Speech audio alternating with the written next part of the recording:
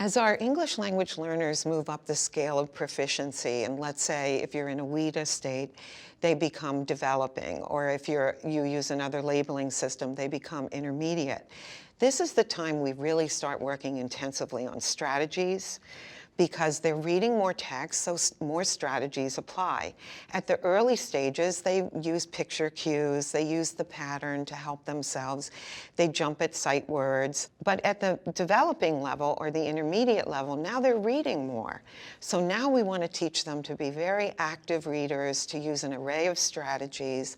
It's also important to have less cueing systems, try to pull away some of those cueing systems and see if they can work with just the text.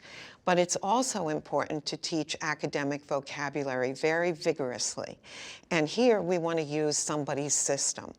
So Elfriede Hebert has a system called Word Zone Words, the first 4,000 words that make up the bulk of English text, especially academic text.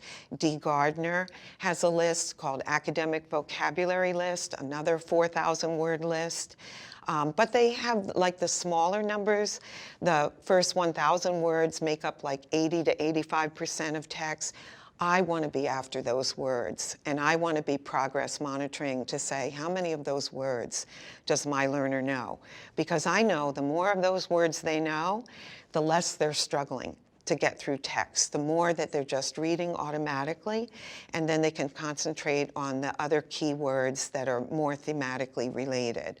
But I want them to be reading a lot, and I want them to be applying strategies, and I want to be teaching, like widening their vocabulary, because comprehension rests on the words that they recognize.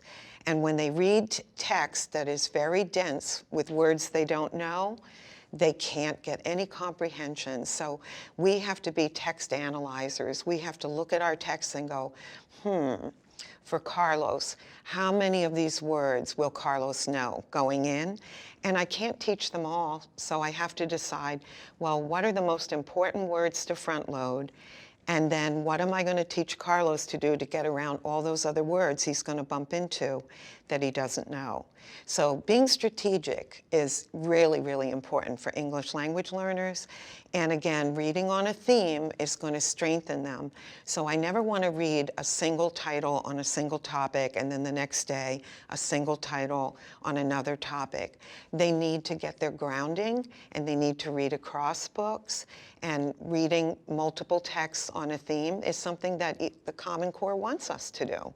So we're not even marching away from the kind of instruction that's being required in today's classrooms.